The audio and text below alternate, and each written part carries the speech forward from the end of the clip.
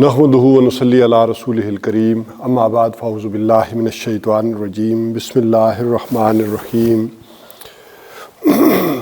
وقضى ربك الا تعبدوا الا اياه وبالوالدين احسانا اما يبلغن عندك الكبر احدهما او كلاهما فلا تقل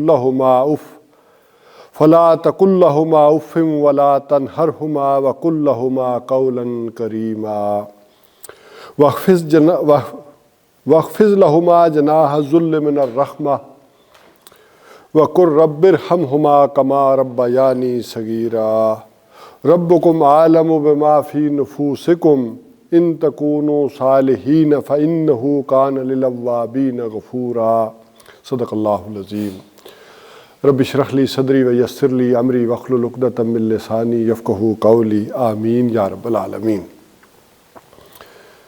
جو بھی ہمارا سلسلہ چل رہا ہے گفتگو کا کہ اس میں معاشرے کے عمل صالح کیا ہے، یعنی ایک فرد سے خاندان اور خاندان سے آگے آ کر معاشرے کے عمل صالح کیا ہے، اور اس کا دوسرا عنوان ہو جائے گا کہ معاشرتی اقدار کیا ہیں ہماری، وہ سوشل ویلیوز کیا ہیں جنہیں ہمارا دین چاہتا ہے کہ انہیں پروموٹ کرے، اور وہ سوشل ایولز کیا ہیں کہ جنہیں وہ چاہتا ہے کہ ایریڈیکیٹ کرے، ان کو بے خوبن سے اکھاڑ کر پھینک دے، اس معاشرے میں وہ برائیاں نہیں ہونی چاہیے۔ سابقہ انبیاء کی تعلیمات کا نقطہ عروج یہیں تک تھا، جتنے بھی انبیاء پہلے گزرے یعنی ان کا نقطہ عروج معاشرے تک کی ایک جو ڈیولپمنٹ ہوئی تھی، ایوولوشن جو ہوا تھا، ارتقاء ہوا تھا، وہ معاشرتی سطح تک کا ہوا تھا۔ یہی وجہ ہے کہ انہیں یہیں تک کی تعلیمات دی گئی۔ نبی اکرم صلی اللہ علیہ وسلم کی امت نے وہ زمانہ بھی دیکھنا تھا کہ دنیا ایک گلوبل ولیج بن جائے گی، تو جب ایک گلوبل ولیج بن جائے گی تو ایک گلوبل آرڈر کی بھی ضرورت ہوگی، لہٰذا اس سطح پر جو عمل صالح درکار ہے ان کا مطالعہ پھر ہم ریاستی اور ملی سطح پر کریں گے، بلکہ ریاست کا تصور بھی آج کے دور میں زیادہ اوپر کر سامنے آیا ہے۔ اس کے بھی اگرچہ اصول تو دے دیے گئے تھے، لیکن اس طرح سے کہ ایک ریاست علیحدہ ہو اور اس کی حکومت اور انتظامیہ علیحدہ ہو، یہ تصور بھی ابتداء میں، اسلام کے ابتداء میں بھی اتنا واضح نہیں تھا۔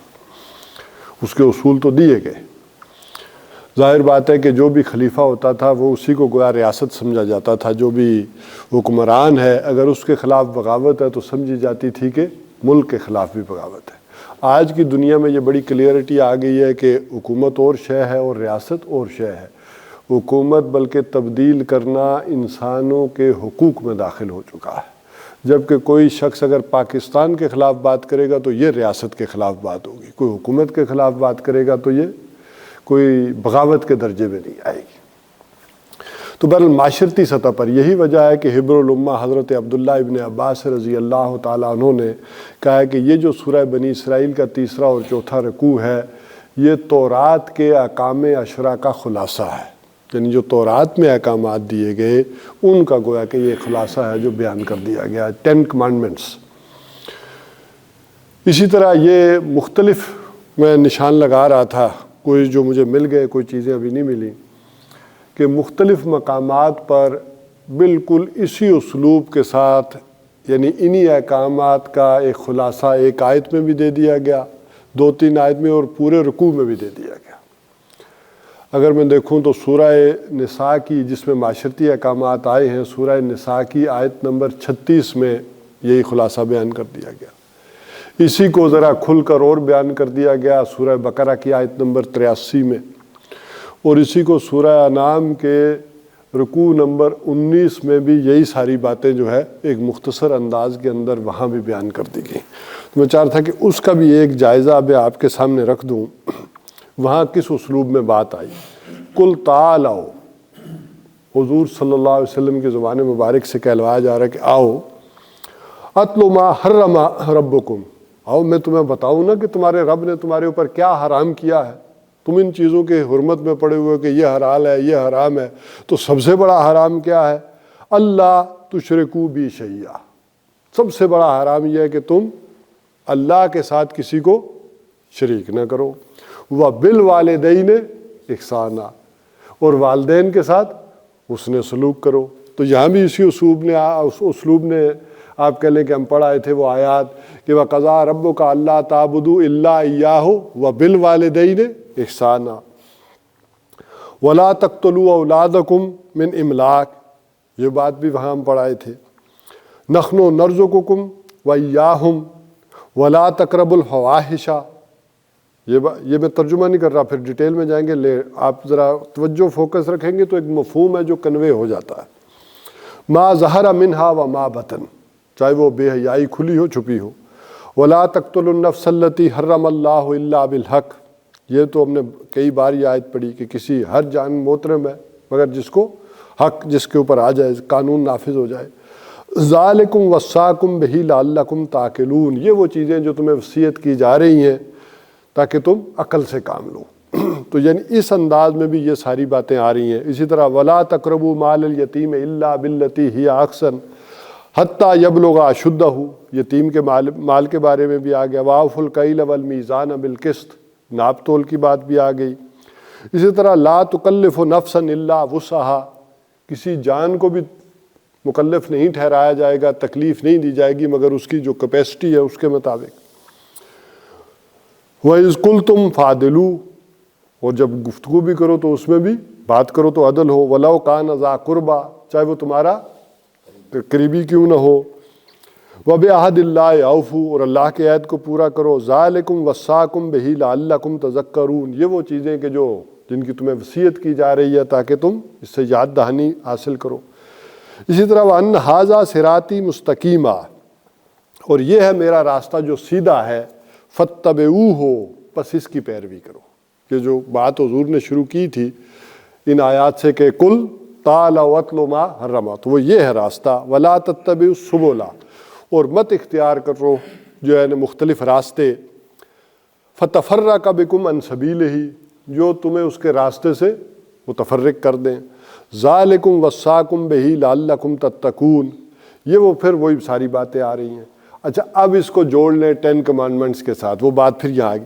ثم آتینا موسیٰ الکتاب تماماً علی الذی احسن وتفصیلا لکل شیء وہدی ورحمۃ لعلکم بلقاء ربہم یؤمنون، یعنی یہی وہ ساری باتیں کہ جو حضرت موسیٰ علیہ السلام کو بھی بتائی تھی، ان کی کتاب میں بھی آئی تھی۔ وہذا کتاب، اب یہ والی بات بھی آ گئی، یہ کتاب جو ہے انزلناہ مبارک، بڑی بابرکت ہے جو نازل کی ہے اس نے۔ فاتبعوہ، اب اس کی پیروی کرو۔ واتقوا لعلکم ترحمون، اور وہی تقوی کی بات آ گئی تاکہ رحم کیا جائے۔ ان تقولوا انما انزل الکتاب علی طائفتین من قبلنا، مبادہ کہ تم یہ کہو کہ یہ جو کتاب تھی یہ تو ان 2 گروہوں پر نازل ہوئی نا، یہودیوں اور عیسائیوں پر، اور تم جو ہے وہ مکہ والے میری قوم کے لوگ کل گلہ کرو کہ ہم پر تو کوئی کتاب ہی نہیں آئی۔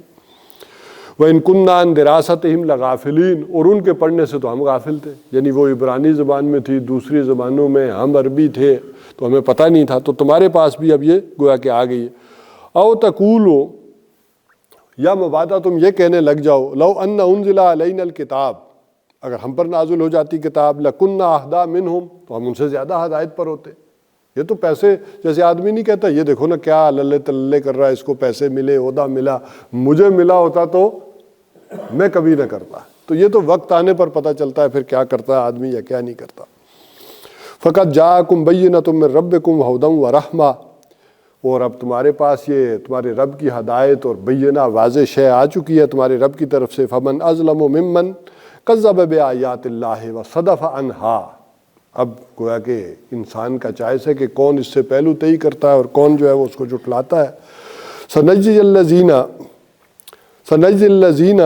یصدفون عن آیاتنا سوء العذاب، تو ہم عنقریب ان لوگوں کو بدلہ دیں گے جو پہلو تہی کرتے ہیں ہماری آیات سے، برے عذاب کا، بما کانوا یصدفون، بس بب اس کے کہ وہ انہوں نے منہ موڑ لیا تھا، کنی کترا لی تھی۔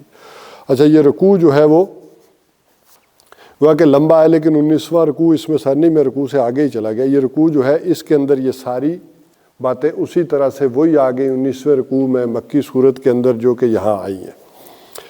اسی طرح یہ جو سورہ نساء ہے اس کی آیت نمبر 36، اس کے اندر جو بات آئی ہے وہ کہاں سے شروع ہوئی؟ وَاعْبُدُوا اللَّهَ، اللہ کی بندگی کرو، وَلَا تُشْرِكُوا بِهِ شَيْئًا، اس کے ساتھ کسی کو شریک نہ کرو، وَبِالْوَالِدَيْنِ إِحْسَانًا، اور والدین کے ساتھ حسن سلوک کرو، وَبِذِي الْقُرْبَىٰ، اور قرابت داروں کے ساتھ، وَالْيَتَامَىٰ وَالْمَسَاكِينِ، اور مسکینوں کے ساتھ، وَالْجَارِ ذِي الْقُرْبَىٰ، اور اسی طرح یعنی جو پڑوسی ہو، قرابت دار ہو، والجار الجنوب۔ خیر ہے، میں اب باقی پڑھنا بھی ختم کر رہا ہوں، گفتگو پہ آ جاتا ہوں۔ اور پڑوسی چاہے اجنبی کیوں نہ ہو، وہ صاحب بالجنب، اسی طرح جو آپ کے پہلو میں بیٹھا ہوا ہے عارضی طور پر، یہ بھی آپ کا پڑوسی ہے، وہ بھی پڑوسیوں کے حقوق میں داخل ہو گیا، چاہے وہ یہاں بیٹھا ہے، کلاس روم میں بیٹھا ہے، چاہے کسی آپ سفر کر رہے ہیں، ہوائی جہاز میں سفر کر رہے ہیں، وہاں بیٹھا ہوا ہے، تو وہ بھی پڑوسی کے حقوق میں آ گیا آپ کے۔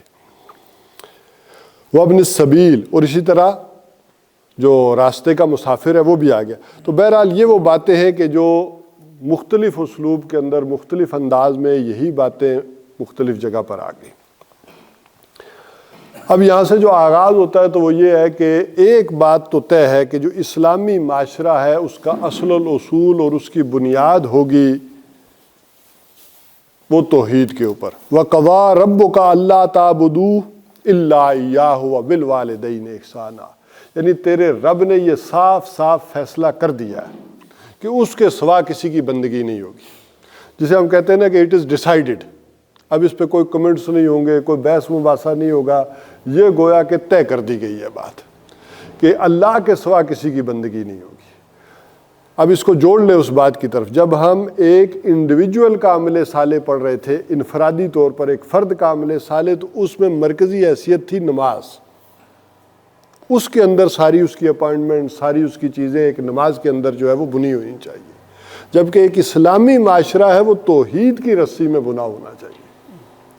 یہی وجہ ہے کہ یہاں آغاز میں تو توحید کی بات ہوئی، توحید عملی کی، اور جب ان رکوع کا مطالعہ ہم ختم کریں گے تو آخر میں بات آئے گی عقیدے کی توحید کی، نظریاتی توحید کی، یہاں بات آ گئی عملی توحید کی، الا اياه، یعنی اس کے سوا کسی کی بندگی نہیں ہوگی۔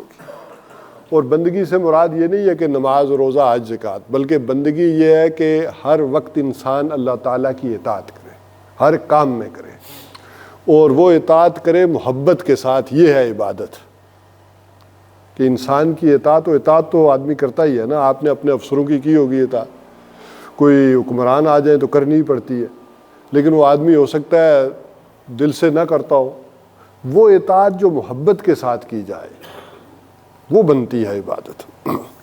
تو اس حوالے سے یہ بات کر دی گئی کہ یہ ڈیسائیڈڈ ہے کہ بندگی صرف اس کی ہوگی۔ یہی وجہ ہے کہ سورہ نساء میں بھی جہاں معاشرتی احکامات ہیں وہاں کیا بات آ گئی؟ ان اللہ لا یغفر ان یشرک بہ، اللہ تعالیٰ اس کو تو معاف نہیں کرے گا کہ اس کے ساتھ شرک کیا جائے، ویغفر ما دون ذلک لمن یشاء، اس کے علاوہ جس کو بھی چاہے گا معاف کر دے گا۔ یہ بھی کوئی اوپن لائسنس نہیں ہے، بلکہ امید دلائی ہے کہ باقی گناہوں کے بارے میں معافی والا معاملہ ہوگا۔ اس کی شناخت کو ذرا کہا ہے کہ یہ وہ گناہ ہے کہ جو معاف نہیں کیا جائے گا۔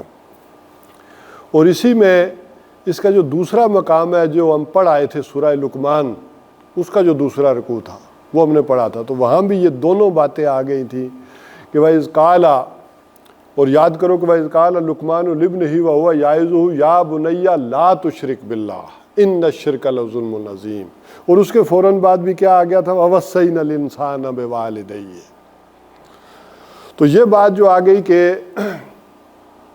وہ شرک کو برداشت نہیں کرے گی۔ اللہ تعالیٰ کا حق یہ ہے، شرک کی دو ہی صورتیں ہو سکتی ہیں اگر بڑے پیمانے پر دیکھیں، ایک یہ ہے کہ اللہ کے مقام رفیع کے ساتھ مخلوقات میں سے اٹھا کر کسی کو شامل کیا جائے، یا اس کے مقام سے اسے نیچے لایا جائے۔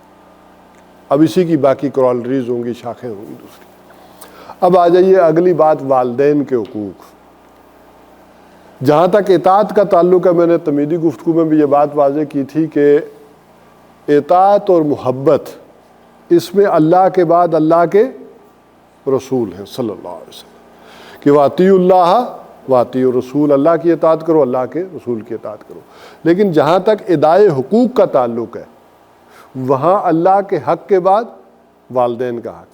اچھا اسی طرح دوسری چیز ایڈ کر لیں، جب وہاں پر اطاعت اور محبت ایڈ کی ہے تو یہاں اللہ تعالیٰ کے حق کے بعد والدین کا حق اور شکر بھی، اللہ کے شکر کے بعد والدین کا شکر. اچھا یہاں ذرا اس بحث کو اس انداز میں سمجھیں یوں کہ ایک معاشرہ جو ہے وہ جب وہ تشکیل پاتا ہے تو وہ اس میں بنیادی بات آ جاتی ہے ادائے حقوق کی عملی طور پر، کہ آپ معاشرے میں ایک دوسرے کے حقوق ادا کر رہے ہیں یا نہیں کر رہے ہیں. تو یہ حقوق کی گویا بات، اور والدین کے حقوق، اور پھر اس کے بعد آ جائے گی وہ بات قرابت داروں کے حقوق کی. اچھا اس کو ایک اور اعتبار سے بھی جوڑ لیں بات کو کہ یہ جو 3 صورتیں ہیں، سورہ نحل، سورہ بنی اسرائیل اور اس کے بعد سورہ کہف. سورہ نحل میں آپ کی مسجد میں بھی ایک آیت لگی ہوئی ہے، وہ کیا ہے بھلا؟ آدھی آیت ادھر ہے اور آدھی آیت ادھر فضائیہ کی بس میں. ان اللہ یامر بالعدل والاحسان وایتاء ذی القربی وینہی عن الفحشاء والمنکر والبغی. 3 چیزوں کے کرنے کا حکم ہے اور 3 چیزوں کے نہ کرنے کا حکم، ڈوز اینڈ ڈونٹس. اب ذرا بات کو، جو پچھلی صورت میں ایک آیت آئی تھی مرکزی، یہ گویا کہ دونوں رکوع اس کی تشریح ہے.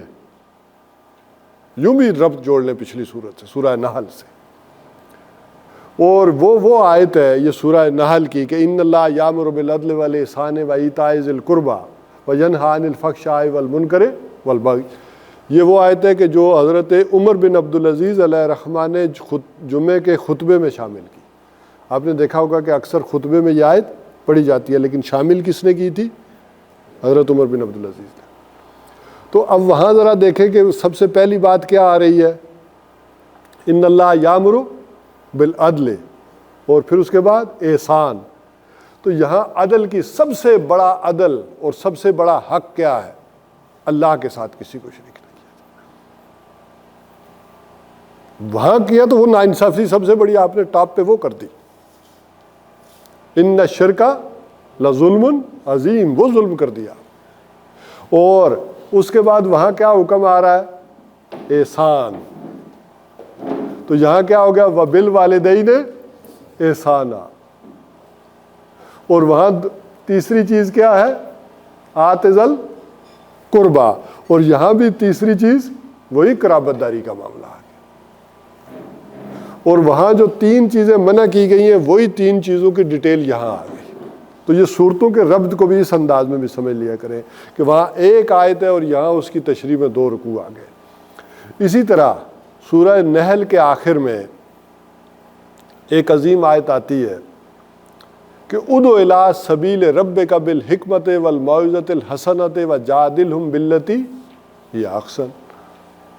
کہ اپنے رب کے راستے کی طرف بلاؤ بالحکمہ، وزڈم سے، دلیل سے، برہان سے. اور آج کے معاشرے میں دین کی طرف بلانا، جو آج کی دلیل اور برہان ہے وہ سائنس ہے. اب ظاہر ہے فلسفہ، منطق، یہ چیزیں اپنی جگہ ویلڈ ہیں لیکن یہ پرانی ہو چکی ہیں. آج کی دنیا جو ہے وہ سائنس کی بات مانتی ہو رہتی. تو اس سائنس کی بنیاد پر اپنی دعوت جو ہے وہ پیش کرو، عقل مندی کے ساتھ اور وزڈم کے ساتھ. یہ بات ہوئی. اور دوسری بات ہے موعظہ حسنہ، اچھی بات. اس میں دلیل نہیں ہوتی، ایک اچھا واعظ، اچھی نصیحت انسان کے دل پر اثر کرتی ہے. اور تیسری چیز ہے مجادلہ حسنہ، یا مناظرہ ہوگا، مجادلہ ہوگا، ایک جھگڑا بھی ہو سکتا ہے اس معاملے میں، اچھا جھگڑا کرو. تو جو بات میں کہنا چاہ رہا تھا کہ 3 چیزیں ادھر کرنے کا حکم، 3 چیزیں منع کرنے کا حکم، لیکن ایک چیز یہ جو آیت کہی گئی ہے ادع الی سبیل ربک بالحکمہ، تو حکمت کی اعلیٰ ترین جو 2 صورتیں ہیں وہ یہ ہیں. جسے بالحکمہ کہا گیا سورہ بنی اسرائیل اور سورہ کہف، یہ گویا کہ حکمت کے عظیم ترین شعر ہیں جو ان 2 صورتوں کے اندر ہیں. تو اس اعتبار سے بھی ایک بات یوں چلے گی کہ وہاں حکمت سے شروع کرو اور حکمت یہاں سمجھائی گئی. یہی وجہ ہے کہ ایک بات پھر اور اس صورت کے آخر میں ہم نے پڑھی تھی، اور وہ کیا تھی اے نبی صلی اللہ علیہ وسلم، ان دو رکوعوں کے آخر میں جو بات آئی تھی کہ یہ ساری باتیں جو ہم آپ کو بتا رہے ہیں، آپ کی طرف وہی کر رہے ہیں، یہ کیا ہے؟ آج کس میں حکمت ہیں، یہ دانائی کی باتیں ہیں، حکمت کی باتیں ہیں کہ جو ہم آپ کی طرف وہی کر رہے ہیں۔ تو گویا اگلی پچھلی صورتوں کے ساتھ بھی تعلق جوڑیں گے تو پھر آپ کو مضمون اور کھلے گا کہ کس انداز میں ایک ربط ہے جو چلتا ہے۔ اب آ جائے اللہ تعالیٰ کے حق کے بعد والدین کا حقوق، ادائے حقوق۔ اس میں پہلی بات بالکل کلیئر کر لیں کہ کہیں بھی والدین کی اطاعت کا حکم نہیں ہے۔ اطاعت کس کی ہے؟ اللہ اور اس کے رسول کی۔ جہاں حقوق کا تعلق آ جائے گا اللہ کے حق کے بعد، اس کی وجہ اس طرح سے سمجھیں کہ اللہ تعالیٰ کیا ہے؟ اگرچہ پالن ہار وہ ہے، رب العالمین وہ ہے، لیکن اس ربوبیت کا ذریعہ، اس پالن ہاری کا ذریعہ کون بنے ہیں دنیا میں؟ والدین بنے۔ پالن ہار وہ ہے لیکن ذریعہ کس کو بنایا؟ والدین کو۔ یہی وجہ ہے کہ اپنے حق کے بعد اس نے یہ رکھا۔ جس طرح اللہ تعالیٰ نے اس کائنات کے اندر یہ ساری چیزیں، ہوا، پانی، یہ ساری پیدا کی ہیں ایک وافر مقدار میں انسان کو، بلکہ قرۂ ہوائی کو لے لیں تو وہ گویا کہ پورا ایک ٹینٹ ہے اور انکوبیٹر ہے۔ جیسے بچے کو پیدائش کے بعد ایک انکوبیٹر میں رکھتے ہیں، ایسے ہی ہمیں اس انکوبیٹر میں رکھا ہوا ہے نا، اس انداز سے۔ تو یہ سارے اللہ تعالیٰ نے جو انتظامات کیے، اسی میں سے ایک یہ ہے کہ یہ والدین کا انتظام بھی اور یہ محبت بھی اللہ تعالیٰ نے ان کے دل میں ڈالی اور یہ سارا سلسلہ چلایا۔ یہی وجہ ہے کہ جہاں شکر کا معاملہ آتا ہے تو وہاں بھی پھر سورہ لقمان میں بھی ہم نے پڑھا تھا انشکر لی ولے والدیک، شکر کر میرا اور اپنے والدین کا۔ تو یہ بات اب یہاں جو ایک ڈس بیلنس بن جاتا ہے اس کو ذرا سمجھ لیں، پھر والدین کے حقوق کی طرف چلتے ہیں۔ اس سے پہلے ہمارے درس کس پہ چلے؟ ایک خاندان کے عمل صالح پر، اور خاندان کی بنیاد کیا ہے؟ میاں اور بیوی، کہ ان کے درمیان ایک محبت اور الفت اور رافت اور رحمت یہ نہیں ہوگی تو خاندان کا ادارہ مستحکم نہیں ہوگا۔ لہٰذا وہ ضروری ہے کہ ان کے اندر بھی ایک محبت اور رحمت اور رافت اور لینت اور عفو و درگزر کا معاملہ ہو، لیکن وہاں بتایا گیا تھا اس کی بھی ایک حد ہوتی ہے، اس حد سے آگے نہیں بڑھنا۔ لہٰذا اس کو ذہن میں انڈرسٹوڈ کرتے ہوئے آگے بڑھیں گے کہ معاشرے میں بنیادی استحکام تو آئے گا اس خاندان کی وجہ سے کہ وہ میاں اور بیوی کا تعلق پہلے وجود میں آیا، اولاد بعد میں وجود میں آئی ہے تو وہ مستحکم ہونا چاہیے۔ اس کے بعد یہ دوسرا تعلق جو بنتا ہے، جب میاں بیوی کے درمیان تعلق مضبوط ہوا، اب جو اولاد وجود میں آئی تو اولاد اور والدین کا تعلق ہوا، اور پھر اولاد جو بڑی ہے تو تیسری ڈائمنشن آئے گی رشتہ اخوت کی، کہ بہن بھائیوں کے درمیان آپس میں رشتہ اور اخوت ہو، ان کے درمیان کیا ہو۔ تو اس سیکوینس کو سمجھیں گے، اگر اس پہلے والے کو انڈرسٹینڈ نہیں کریں گے پہلی بات کو، تو جب اس پہ آئیں گے تو یہ پھر ڈس بیلنس ہو جاتا ہے، جس کا میں نے کہا تھا کہ ہمارا مرد اس وقت ناکام ہے، کمزور ہے۔ دیکھیں اسے بنایا تھا سربراہ، ایک خاندان کا سربراہ کی حیثیت سے وہ رہے۔ اب اس خاندان کے ادارے کے اندر یہ دو چیزیں ہیں جو گویا ایک اعتبار سے متحارب ہے، ایک طرف والدین ہے اور ایک طرف بیوی ہے۔ فطری ان کے اندر ایک تناؤ کی کیفیت بھی پیدا ہو جاتی ہے۔ آپ کے ہاں بھی مشہور ہوگا کہ ہمارے ہاں وہ ایک کہاوت ہے کہ قبر اور ساس حساب کتاب نہیں چھوڑتی، وہ تو لے کر رہتی ہے۔ تو یہ ایک ادارے کے اندر نیچے دو ڈپارٹمنٹس ہیں، اس کے اندر ایک بیلنس اور توازن قائم کرنا ہوتا ہے مرد نے، لیکن وہ یا ایک طرف جھک جاتا ہے یا دوسری طرف، یا وہ والدین کی خاطر اسے گھر کی لونڈی اور پاؤں کی جوتی بنا دے گا، یا اس کی خاطر والدین سے بالکل بے رخی برتے گا۔ اب جس معاشرے کے اندر اس خاندان کے استحکام کے لیے والدین اور اولاد کا ادب احترام نہ ہو، اب میں بالکل نئی بات کر رہا ہوں، میاں بیوی کے تعلق میں بھی وہ کمزوری آ جاتی ہے۔ دیکھیں یہ جو سیکچول ارج ہے یہ ایک خاص وقت تک تو بڑا جوڑے رکھتی ہے آدمی کو، لیکن یہ زیادہ آگے تک بڑھاپے میں دیر پا نہیں ہوتی کہ جوڑ کے رکھے۔ اچھا یہی وجہ ہے کہ جن میاں بیوی کو محبت ہوتی ہے آپس میں شروع میں بھی اور ان بنیادوں کو وہ سمجھتے ہیں تو یہ معاملہ تو آہستہ آہستہ گھٹتا چلا جاتا ہے لیکن محبت بڑھتی چلی جاتی ہے. کئی اولادوں کو بھی ہم نے سنا ذرا تانا دیتے ہوئے کہ یہ ہمارے ماں باپ بڑے چونچلے کرتے ہیں, یہ بڈھی بڈھا ایک دوسرے کے بغیر رہ نہیں سکتے. یہ مطلوب ہے, یہ ہونا چاہیے. ان بنیادوں کو سمجھیں گے تو خاندان کے ادارے کا استحکام یہ ہوگا کہ وہ میاں بیوی میں محبت ہو, اور پھر والدین اور اولاد, چونکہ آگے جا کر جو رشتہ میاں بیوی کو بھی مضبوط کرتا ہے وہ کیا, اولاد. وہ اولاد ہی کا رشتہ ایسا ہوتا ہے کہ وہ میاں اور بیوی کو بھی جوڑے رکھتا ہے بعد میں جا کر.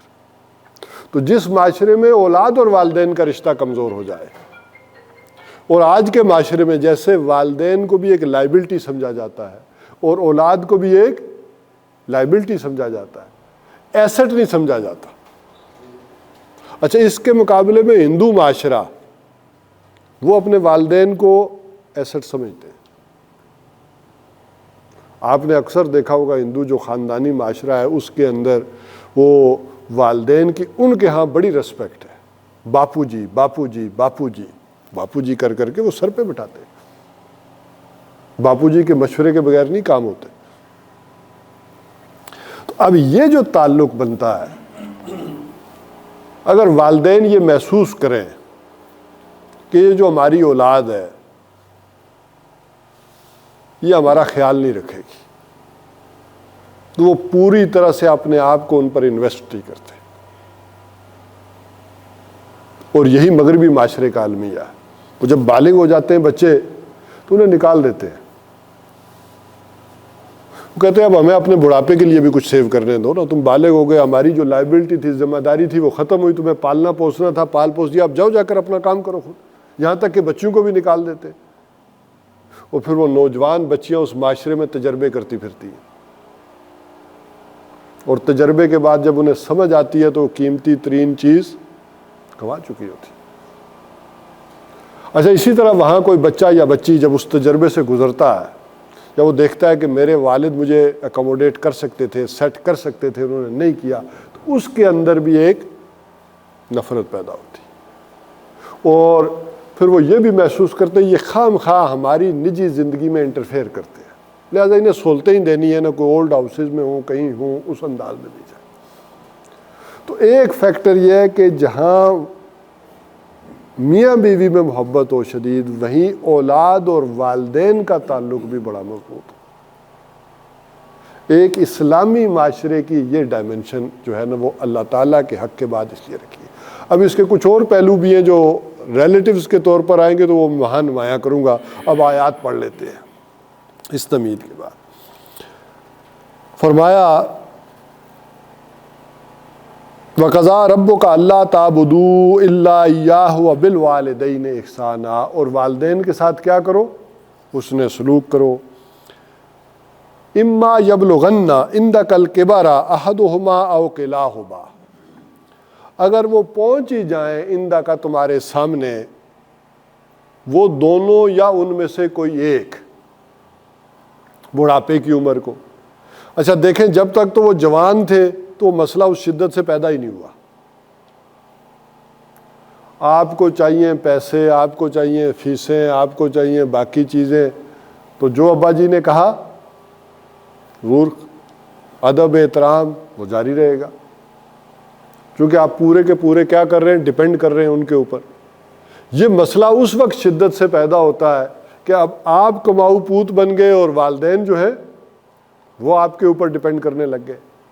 اب یہ مسئلہ, اور اس کی ایک جیت اور شدت سے پیدا ہوتی ہے, وہ ہے نفسیاتی. ایک ہے ضروریات, ان دونوں کو علیحدہ رکھیں. ایک ہے ضروریات کہ ان کے کھانا پینا, ایک آدمی نے کر بھی دی, ساری ضروریات کا خیال رکھ بھی دیا, کوئی نرس بھی رکھ دی, کوئی آپ کہہ لیں نوکر چاکر بھی رکھ لیا, کوئی خانسامہ بھی رکھ لیا, کوئی آیا بھی ہوگی, ساری ضروریات پوری ہو رہی. لیکن ایک فطری محبت کی پیاس ہے جو والدین کے اندر ہوتی ہے کہ اولاد سے ملنا, ان سے بات چیت کرنا, ان کے ساتھ بیٹھنا, وہ کمی نہیں پوری ہوتی. تو ان دونوں کو ذرا سامنے رکھیں گے تو تو اب یہ جو بات سامنے آئے گی کہ ایک طرف ان کی احتیاج سے ضروریات ہے اور دوسری طرف یہ ان کی نفسیاتی ضروریات ہیں، یہ جو سائیکولوجیکل نیڈز ہیں. تو کہا گیا کہ اگر وہ دونوں میں سے یا کوئی ایک بھی بڑھاپے کی عمر میں پہنچ ہی جائے فلا تقل لہما اف، تو ان سے اف تک مت کہو. یہ اف عربی میں ہوتا ہے بیزاری کی کیفیت. انسان کام بھی کر رہا ہو، سارا کچھ ہو، لیکن ایک بیزاری کی کیفیت جو ہے وہ اس کے اندر ہو. ولا تنہرہما، اور نہ انہیں جھڑکو. وقل لہما قولا کریما، اور بات ان سے کہو نرمی والی. اچھا، اس میں سمجھ لیں بات کو کہ حضرت عبداللہ ابن مسعود رضی اللہ تعالیٰ عنہ فرماتے ہیں کہ میں نے حضور سے پوچھا کہ اللہ کو سب سے اچھا عمل کون سا پسند ہے، کون سا عمل میں کروں کہ جو اللہ کی نگاہ میں محبوب ہے، سب سے بہترین عمل کون سا ہے جو میں کروں. تو حضور صلی اللہ علیہ وسلم نے فرمایا کہ سب سے بہترین عمل یہ ہے کہ جو اللہ کی جناب میں پسند ہے، نماز کا اپنے وقت پر پڑھنا. سب سے بہترین کیا ہے؟ نماز کا اپنے وقت پر پڑھنا. اور حضرت عبداللہ ابن مسعود نے فرمایا اس کے بعد کیا کروں؟ فرمایا اس کے بعد اپنے والدین کے ساتھ حسن سلوک کرنا، یہ اللہ کو پسند ہے. نماز اور پھر حسن سلوک. فرمایا اس کے بعد کون سا عمل اللہ کو پسند ہے کہ میں نماز بھی پڑھوں، والدین کے ساتھ حسن سلوک بھی کروں.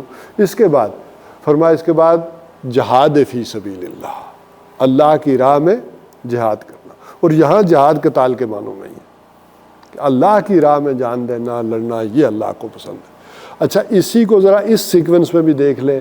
یہی وجہ ہے کہ حضور صلی اللہ علیہ وسلم نے وہ بوڑھے والدین کے جن کی خدمت کا اور کوئی ذریعہ نہیں تھا، ایسے صحابہ کو جہاد کے لیے بھی اجازت نہیں تھی. ان کو ترجیح دی کہ والدین کی خدمت کریں. اگر وہ ینگ ہے کہ اپنا آپ سنبھال سکتے ہیں تو پھر نہیں، پھر وہ بہانے بازیاں آ جائیں گی.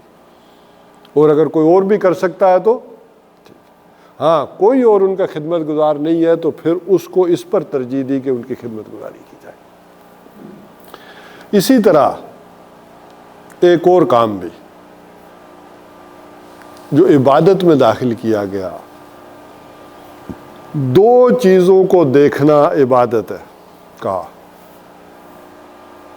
ایک، اگر آپ خانہ کعبہ کو دیکھ رہے ہیں، حرم میں گئے ہیں، آپ کچھ نہیں کر رہے، بیٹھے ہوئے محبت سے کس کو دیکھ رہے ہیں؟ کعبہ کو دیکھ رہے ہیں، یہ عبادت ہے. اور اسی طرح اپنے والدین کو بیٹھ کر محبت سے دیکھنا، یہ بھی عبادت ہے. تو اس کو ذرا اس انداز سے ذرا سمجھے اور دیکھیں. اب اس کے بعد بہرحال حدیث تو اس میں بے شمار ہیں، اور میں گنوں گا تو وہ کہ کسی انسان کے بس میں نہیں کہ والدین کا حق ادا کر سکے. اسی لیے آگے دعا بتائی کہ یہ دعا کرتے رہا کرو کہ اللہ تعالیٰ ان پر رحم فرمائے. پھر ان کی زندگی کے بعد بھی جو بھی ہو سکتا ہے، توبہ ہے، استغفار ہے، ان کے لیے دعائیں ہیں، صدقات ہیں، جو بھی انسان کر سکتا ہو، یہ ان کا حق ہے. البتہ اس میں ایک اور بات کہی کہ ان دونوں میں سے ماں کا حق زیادہ ہے. فرمایا کہ من حق الناس بحسن سعادتی، میرے لوگوں میں سے سب سے زیادہ میرے حسن سلوک کا مستحق کون ہے؟ تو کہا قال امک، تیری ماں. قال ومن، پھر اس کے بعد کون ہے؟ پھر حضور نے فرمایا تیری ماں. کہا پھر اس کے بعد کون ہے؟ کہا تیری ماں. اور پھر فرمایا اس کے بعد کون ہے؟ چوتھی مرتبہ قال ابوک، تیرا باپ. ظاہر اس پالنے پوسنے میں جو پرورش میں ماں کا حصہ ہے وہ واقعتاً زیادہ ہے. ٹھیک ہے، ایک کمائی والد بھی کرتا ہے، لیکن ذرا اس دور کا تصور کریں. یہی ہے کہ سورہ لقمان میں ہم نے پڑھا تھا حملتہ امہ وانا علی وان وفصالہ فی عامین، کہ والدین کے ساتھ حسن سلوک کرو، خاص کر اس نے کہ جس نے تمہیں اٹھائے رکھا کمزوری پر کمزوری جھیلتے ہوئے، 9 ماہ جو بوجھ تمہارا اٹھائے رکھا ہے، اور درمیان کا عمل چھوڑ دیا. 3 درجے وضع حمل کا، وَفِصَالُهُ فِي عَامَيْنِ، اور 2-2.5 سالوں تک، یہاں تو 2 آگے، 2 سالوں تک جو اس کی توانائیوں کا تم حصہ رہے ہو، چوستے رہے ہو، دودھ پیتے رہے ہو، اس وجہ سے ماں کا حق زیادہ کر دیا۔ اور یہاں جو آیا کہ 2 یا ان میں سے 1، حضور صلی اللہ علیہ وسلم نے فرمایا رغب انفو، رغب انفو، رغب انفو، خاک آلود ہو جائے اس کی ناک، جسے محاورتاً ہم کہیں گے کہ ستیہ ناس ہو جائے اس آدمی کا۔ فرمایا کہ جس کے والدین بوڑھے زندہ ہوں یا ان میں سے کوئی ایک ہو اور وہ جنت میں نہ جا سکے، یعنی جنت میں جانے کا سب سے آسان ذریعہ کیا ہے؟ والدین کے ساتھ حسن سلوک۔ کہ کسی آدمی کو یہ موقع ملا کہ اس کے والدین ہیں اور پھر وہ جنت سے محروم رہا، یہ گویا اس کا ستیہ ناس ہو جائے۔ اتنی بڑی اپرچونٹی اور موقع اس نے ضائع کر دیا۔ وَاخْفِضْ لَهُمَا جَنَاحَ الذُّلِّ مِنَ الرَّحْمَةِ، اپنے کندھوں کو ان کے سامنے نیاز مندی سے جھکائے رکھو۔ جسے آج کے دور میں آپ کہتے ہیں نا ایک باڈی لینگویج ہوتی ہے، آدمی سارا کچھ کر رہا ہے لیکن محسوس ہو رہا ہے کہ یہ کوئی ادب احترام نہیں ہے، یہ اپنی ایک لائبلٹی سمجھ کے مجھے دے رہا ہے، چیزیں پوری کر رہا ہے، لیکن اس کے دل کے اندر کوئی ریسپیکٹ، کوئی احترام۔ تو وہ آپ کی باڈی لینگویج سے بھی اندازہ ہو کہ آپ ان کے فرما بردار ہیں۔ وَقُلْ رَبِّ ارْحَمْهُمَا كَمَا رَبَّيَانِي صَغِيرًا، اور کیا کہو اے رب ہمارے، اے رب ان دونوں پر رحم فرما، کما ربیانی صغیرا، جیسا کہ انہوں نے میں بچپن میں مجھے پالا پوسا، مجھے جو ہے وہ کس طرح سے رکھا، تو میں ان کے حقوق پورے نہیں کر سکتا۔ یہ اس سے دعا کہ تو ان پر رحم فرما، تو ان پر کرم فرما۔ اب یہ وہ جو بات میں نے کہی تھی نا کہ ان کے لیے دعائیں کرنا،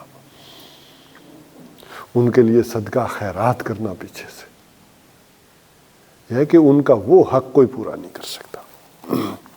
اور ایک حدیث میں آتا ہے، وہ بھی مثال سمجھانے کے لیے کہا حضور صلی اللہ علیہ وسلم، کہ کوئی شخص اپنے والدین کو غلامی میں پائے اور پھر بڑی محنت کرے، مشقت کرے، پیسہ کمائے اور وہ پیسہ دے کر ان کو چھڑائے، خریدے، آزاد کروائے، تو کسی قدر کہا جا سکتا ہے کہ ان کا حق ادا ہوا، گویا اس نے ساری توانائی ان کے لیے لگا دی۔ ربکم عالم بما فی نفوسکم، تمہارا رب خوب جانتا ہے جو کچھ کہ تمہارے جیوں میں ہے۔ اب ہوتا کیا ہے، اب یہاں ذرا وہ رعایت بھی دی کہ ہو سکتا ہے کہ بڑھاپے میں آدمی، بڑھاپے میں بڑے سے بڑا آدمی بھی وہ کیفیت بھی آتی ہے کہ نہ جاننے کے بعد کچھ نہ جاننے والا ہو، بعد علم شیء، بڑا افلاطون تھا، بڑا ذہین تھا، بڑے اس نے عہدوں پر کمانڈ کی، لیکن ایک وقت آتا ہے کہ آدمی نہیں اس طرح سے ایکٹ کر سکتا، اس طرح سے ذہن بھی کام نہیں کرتا، وہ کوئی ضد کر بیٹھتا ہے، وہ کوئی ایسی چیز ڈیمانڈ کر بیٹھتا ہے کہ جو آدمی یہ سمجھتا ہے کہ نقصان دہ ہے ان کے لیے، وہ ایسی کھانے کی چیز کہہ رہے ہوں ڈاکٹر نے منع کیا ہو۔ تو اب ایسی کیفیت میں کبھی ان کی بات کو ٹالنا بھی پڑ جاتا ہے، کبھی وہ بات رد بھی کرنی پڑ جاتی ہے۔ تو کہا کہ تمہارا رب خوب جانتا ہے تمہارے جیوں کو، ان تکونوا صالحین، اگر تم واقعتاً نیک ہو، وہ تو اندر کو جان رہا ہے نا، تم نے یہ چیز ان کی بہانہ کر کے ٹالی ہے یا واقعتاً ان کے لیے مضر تھی، یا واقعتاً نقصان دہ تھی۔ اگر تم نیکوکار ہو، فَإِنَّهُ كَانَ لِلْأَوَّابِينَ غَفُورًا، تو وہ رجوع کرنے والوں کو معاف کرتا ہے۔ اگر واقعتاً کمی کوتاہی بھی ہو جائے، کبھی کوئی ٹالنا ہی پڑ جائے، آدمی جی میں محسوس کرے کہ یہ اللہ تعالیٰ مجھے معاف کرائے، میں انہیں معاف کرے، میں نے ان کی یہ بات ٹالی، ان کی یہ ضد، ان کی یہ مرضی پوری نہیں کی، تو فَإِنَّهُ كَانَ لِلْأَوَّابِينَ غَفُورًا، وہ جو رجوع کرنے والے، آبا یعوبو، یہ جو وہ یہاں بھی بات آئے گی، تابا یتوبو اور آبا یعوبو، لوٹنا، توبہ ہوتا ہے نظریاتی اعتبار سے لوٹنا، اور یہ فزیکل اعتبار سے آدمی جو رجوع کرتا ہے، کہ یہ نہیں کہ وہ کیفیت انہوں نے دوسری چیز جو صحیح مانگی آپ نے پھر وہ بھی اسی کھاتے میں ڈال دی، نہیں، اس انداز میں اگر کر رہے ہو تو تمہارا رب خوب جانتا ہے۔ تو یہ ہے وہ والدین کے حوالے سے ساری بات، اور اس کو جو میں نے کہا کہ بنیادی بات کہ اس کو بیلنس کرنا آپس میں۔ اب آج تھوڑی سی بات میں تمہیدی کر لوں، آگے جو بات آ رہی ہے وہ کیا ہے؟ وَآتِ ذَا الْقُرْبَىٰ حَقَّهُ وَالْمِسْكِينَ، اور قرابت داروں کو اور مسکینوں کا ان کا حق دے دو۔ یہ بات جو کہی ہے اس کو بنیادی طور پر یہ سمجھیں کہ ایک تو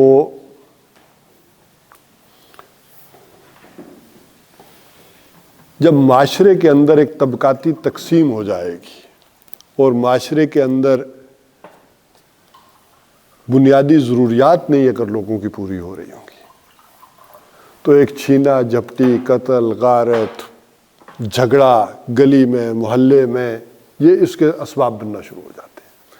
اسی میں پھر وہ ایک دوسرے کی ٹانگیں کھینچنا اور کرنا یہ سارا شروع ہو جاتا ہے۔ تو اگر اسلامی معاشرہ یہ اس بنیادوں پر ہے کہ اس میں امن ہو، بھائی چارہ ہو، محبت ہو، الفت ہو، آپس میں لوگ مل جل کر رہیں، تو اب اس چیزوں کے خاتمے کے لیے کیا گیا؟ سب سے پہلے تو کہا کہ یہ جو تمہارا مال ہے جو تمہیں دیا ہے اللہ نے، اس میں جتنا تم استعمال کر رہے ہو، جتنی تمہاری ضروریات ہیں، یہ تمہارا حق ہے۔ جو فالتو ہے یہ دوسروں کا حق ہے جو تمہیں دے دیا گیا آزمانے کو۔ جو لوگوں کو غلط فہمی ہو جاتی ہے اور رسولوں کو جھٹلانے کا سب سے بڑا سبب بھی یہ بنا ہے دنیا میں، یہی غلط فہمی کہ اگر کسی کے پاس مال آ گیا تو اس نے سمجھا کہ میں اللہ کا چہیتا ہوں، میں اس کا برگزیدہ ہوں، تبھی تو دے رہا ہے، حالانکہ وہ دے کر بھی آزما رہا ہے اور لے کر بھی آزما رہا ہے۔ شاید غربت اور لے کر آزمائش کم والی ہو اور دے کر آزمائش یہ زیادہ بڑی آزمائش ہو۔ وہ جو امام مالک کا واقعہ بھی ہمیں ملتا ہے نا کہ انہوں نے جب فتویٰ دیا ایک خاص مسئلے میں تو بادشاہ وقت نے یا خلیفہ وقت نے انہیں بڑی مار پڑوائی، ان کا منہ کالا کیا، گلے میں جوتوں کا ہار ڈالا اور گدھے پر شہر میں گھمایا، لیکن وہ منہ سے کہتے ہی جا رہے تھے کہ میں امام مالک ہوں اور میں یہ فتویٰ دیتا ہوں کہ زبردستی طلاق نہیں ہوتی۔ اچھا، آپ بظاہر کہیں گے کہ ان کے اس فتوے سے بادشاہ کو کیا مسئلہ تھا؟ اس وقت کے بادشاہ آج کل والے تھوڑے تھے، وہ تو بڑے ذہین تھے نا حکمران جو تھے، انہیں پتا تھا کہ اگر میں یہ فتویٰ دیتے ہیں زبردستی طلاق نہیں ہوتی تو کل اسی فتوے کے ساتھ قیاس کر کے جڑے گا کہ زبردستی بیعت بھی نہیں ہوتی جو خلیفہ کی ہوتی تھی، تو کہتے تھے یہ آپ واپس لے فتویٰ۔ بعد میں بہرحال حالات بدلے ہیں، دوسرے خلیفہ آئے تو انہوں نے انعام و کرام سے نوازا، پیسے بھیجے، تحائف بھیجے، اب وہ رو پڑے۔ تو شاگردوں نے پوچھا کہ بھائی اتنی آپ پر مصیبت آئی، آپ کو کوڑے پڑے، آپ کی آنکھ سے آنسو نہیں نکلا اور یہ مال و دولت آیا، آج ساری آسائشیں ہمیں ملنے کو تیار ہیں اور آپ رو رہے ہیں۔ انہوں نے کہا یہ بڑی آزمائش ہے، وہ بھی آزمائش تھی اور یہ بھی آزمائش ہے۔ تو یہ سمجھ لیں معاشرہ، اسلامی معاشرہ کہ جن لوگوں کے پاس مال و دولت زیادہ ہے وہ یہ سمجھیں کہ یہ دوسروں کا حق ہے جو اللہ تعالیٰ نے آزمانے کے لیے ان کے حق میں شامل کر دیا، اور اسی آزمائش کے تحت یہ پھر دنیا چلتی ہے۔ اگر وہ سب کو برابر کر دیتا تو دنیا کا یہ نظام نہیں چلنا تھا۔ وہ بلے شاہ کا شاید میں نے آپ کو واقعہ بھی سنایا ہو کہ وہ اپنے پیر و مرشد جو تھے عنایت صاحب، ان کے سامنے تھے بیٹھے ہوئے، تو کسی نے مٹھائی لائی تو انہوں نے کہا کہ بلیا ونڈ دے، تو انہوں نے پوچھا کہ حضرت اللہ کے قانون کے تحت بانٹوں یا محمد رسول اللہ صلی اللہ علیہ وسلم کی شریعت کے تحت بانٹوں؟ ان کا اللہ کے نظام کے تحت بانٹ دے. اب انہوں نے وہ سب میں لڈو تقسیم کرنے شروع کیے, کسی کو 1 دیا, کسی کو 2 دیے, کسی کو 4, کسی کو کچھ نہیں دیا. وہ محفل میں شور پڑ گیا کہ بھئی یہ کون سی تقسیم ہے. تو وہ عنایت صاحب وہ عنایت شاہ کہلاتے ہیں, لیکن وہ چونکہ آرائی تھے, وہ شاہ اس انداز میں نہیں تھے, تو عنایت شاہ نے ان سے کہا کہ بھلیا ایک ہی کیتا ہی سارا رولا پا دیتا. تو انہوں نے کہا حضرت اللہ بھی تو انج ہی دیتا, تسی کیا سی جنج اللہ نے نظام بنایا انج بانٹ دے, تو اللہ بھی کسی نو زیادہ دے دینا, کسی نو تھوڑا دے دینا, کسی نو کچھ نہیں دیتا, تو میں انج ہی بانٹ دیتا. تو یہ اللہ کا نظام ہے کہ اگر تو بھی رانی میں بھی رانی, پھر کون بھرے گا پانی. یہ نظام ہے. اسی کی مثال کو ایک ڈرامے سے آپ بڑی اچھی طرح سے سمجھ سکتے ہیں کہ جیسے ٹی وی میں ڈرامہ ہوتا ہے, اس ڈرامے میں ایک چودھری صاحب ہیں, ان کا ایک اپنا کریکٹر ہے, کردار ہے, جو بادشاہ ہے. اسی یعنی وہیں پر اسی ڈرامے میں ایک چوکیدار ہے, اسی ڈرامے میں ایک کوئی میراثی ہے جس کا کام ہوتا ہے وہ جگتیں وغیرہ لگاتا رہتا ہے. اب ذرا ان 5-7 کریکٹرز کو, کوئی گنڈا ہوگا, کوئی سویپر, کوئی دوسرا. لیکن ڈرامہ جب ختم ہوتا ہے تو ایوارڈ کس کو دیا جاتا ہے؟ جس نے اپنا کردار صحیح طریقے سے نبھایا. ہو سکتا ہے کہ وہ ایوارڈ جو ہے وہ اس چوکیدار کو ملے یا میراثی کو مل جائے. وہ اس بنیاد پر تو نہیں ملتا کہ یہ چودھری صاحب ذرا ٹھاٹ باٹ سے تھے تو ان کو ایوارڈ ملنا چاہیے. تو اللہ تعالیٰ بھی یہ دیکھتا ہے کہ کس نے اپنا کردار جو اللہ تعالیٰ نے اسے اسائن کیا تھا کس خوبصورتی سے نبھایا ہے. جو کچھ ہم نے اسے دیا تھا اس انداز سے. تو اس چیز کو اگر محسوس کریں تو اب یہ آئے گا اس معاشرے کے اندر اقربا کا حق اور جو بھی محروم ہے ان لوگوں کا حق. اس انداز میں سمجھیں گے تو پھر بات بنے گی. اچھا, یہ طبقاتی تقسیم جو ہوتی ہے یہ بڑھے گی تو معاشرے میں امن نہیں ہوگا, لیکن رہتی ہے. اس کو اسلامی معاشرہ چاہتا ہے کہ یہ کم سے کم ہو, یہ ڈفرنس. اچھا, اسی کو ایکسپلائٹ کرتے ہیں سیاستدان, لیڈرز. اسی کو دنیا میں ایکسپلائٹ کیا مارکس نے. جو پورا رشیا میں نظام آیا ہے ریولوشن, کس چیز کو اس نے ایکسپلائٹ کیا تھا؟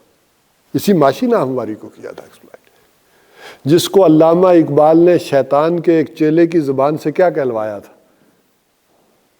اس نے کہا کہ شیطان نے اپنی وہ مجلس لگائی نا تو سب سے مشورہ کیا کہ دنیا کے جو حالات ہیں کیا ہیں, کس طرح سے ہیں. تو اس کے ایک مشیر نے اسے, تو ایک مشیر نے کہا کہ یہ جو مارکس نے شرارت کی ہے, کیا ہے اس یہودی کی شرارت کا جواب؟ پیغمبر نیست در بغل داری کتاب.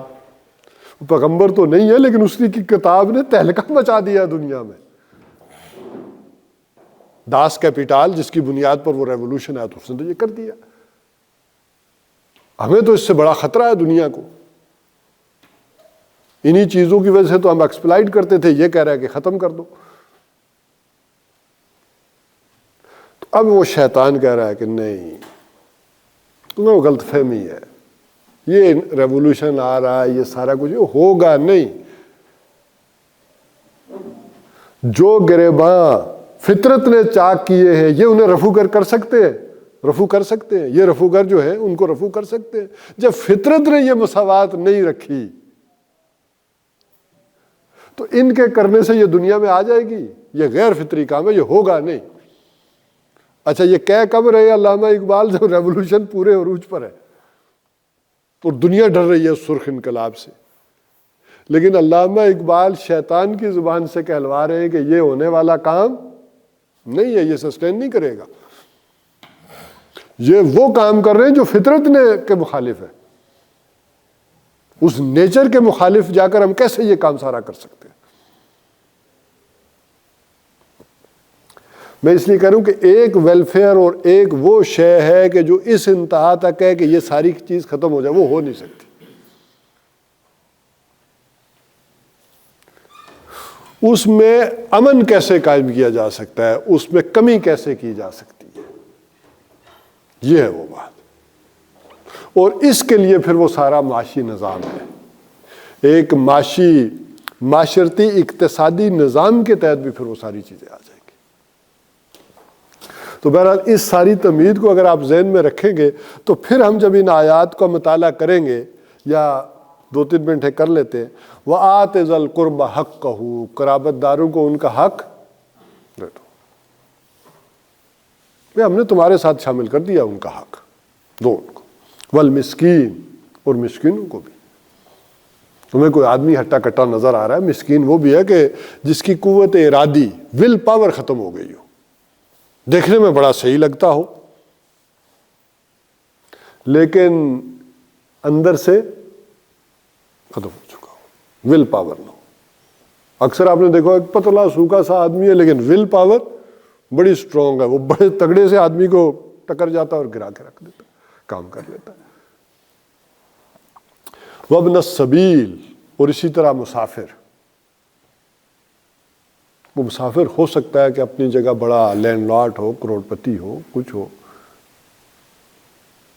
لیکن کسی ایسی جگہ پر وہ پھنس جائے، رات کو ہو. لہذا اسلامی معاشرے میں مسافر کا ایک حق مانا گیا ہے.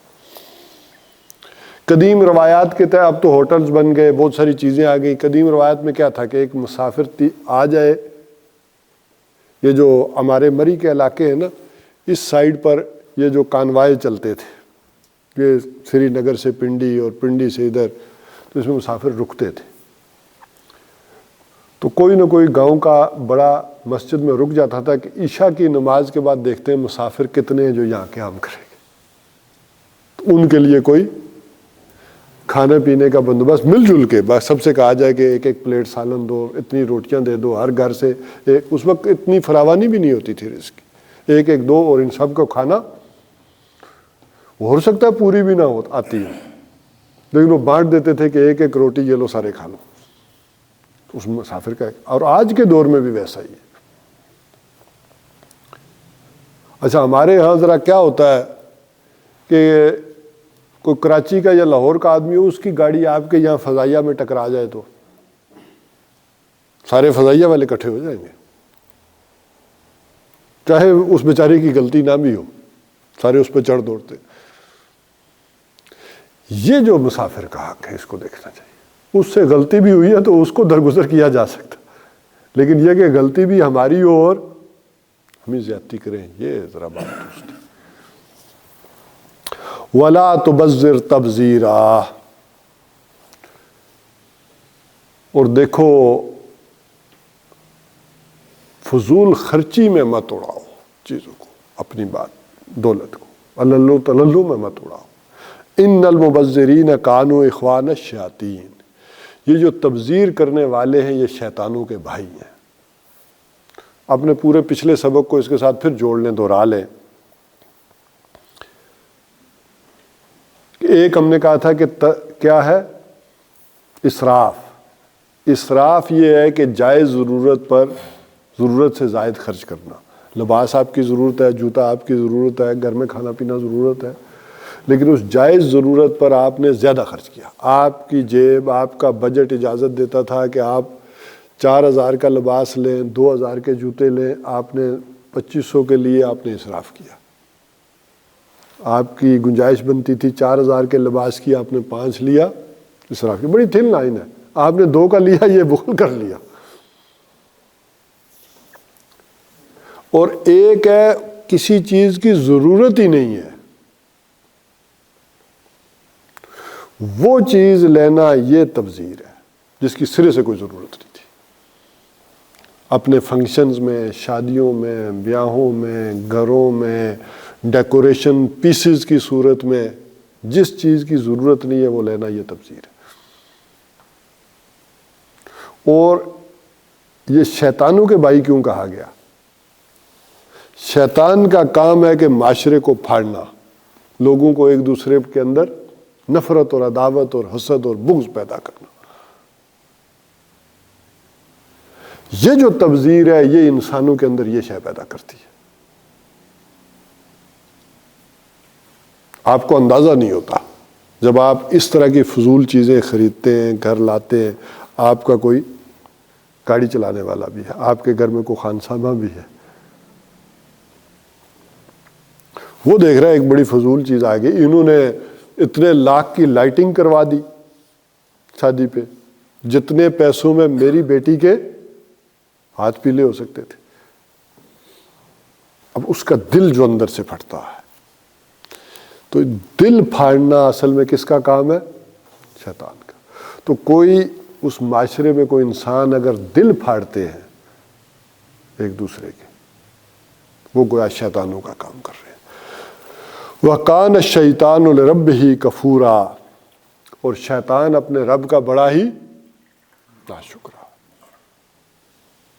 تو اللہ نے دیا ہے تو اس کا شکر۔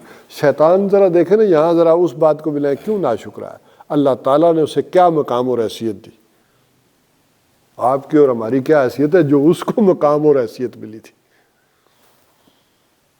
اس کائنات کے اندر؟ اس نے وہ شکر کی روش اختیار نہیں کی۔